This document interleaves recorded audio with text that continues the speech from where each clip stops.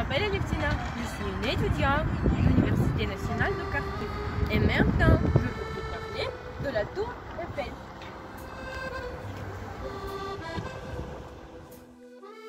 France, Paris, si beau, esthétique, indépendamment du saison. Il y a beaucoup de curiosités. Le château de Versailles, le Perrin, Disneyland, le Champs-Élysées, le quartier latin, le Louvre, l'île de la Cité, la place de la Concorde, beaucoup d'autres, et sûrement la tour Eiffel. Le projet d'une tour de 300 mètres est né à l'occasion de la préparation de l'exposition universelle de 1889. L'objet du concours lancé lors de l'exposition est d'étudier la possibilité d'élever sur le champ de Mars une tour de fer à base carrée de 125 mètres de côté et de 300 mètres de hauteur. Choisi parmi 107 projets, c'est celui de Gustave Eiffel, entrepreneur, Maurice Coquelin et Émile Nouguier, ingénieur, et Stéphane Sevestre, architecte.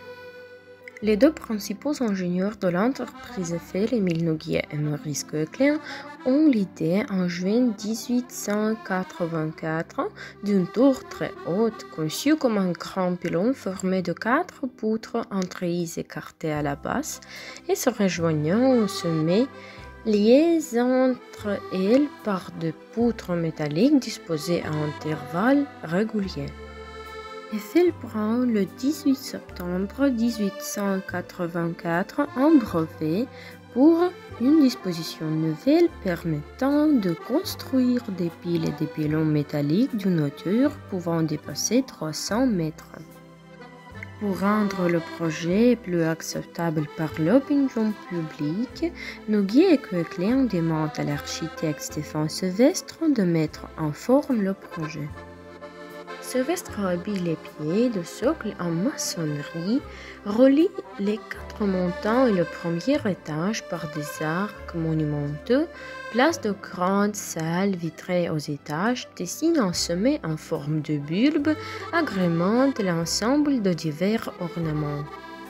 Le projet sera finalement simplifié, mais certains éléments, comme les grandes arches de la base, seront maintenus, contribuant à lui donner son aspect si caractéristique.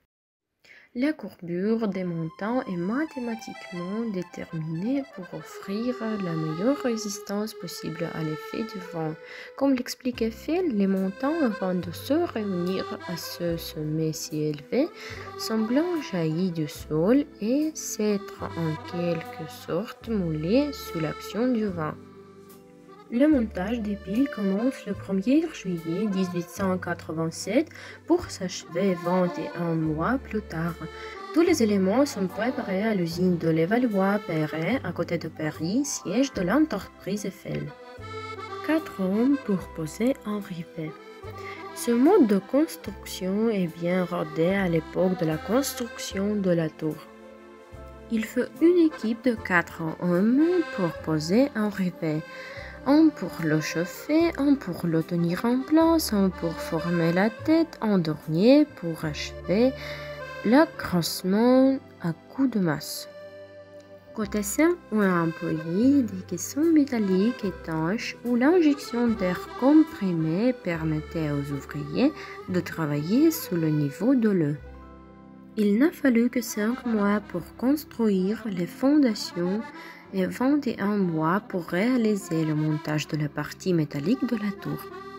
C'est une vitesse record. Le montage de la tour est une merveille de précision, comme s'accorde à le reconnaître tous les chroniqueurs de l'époque.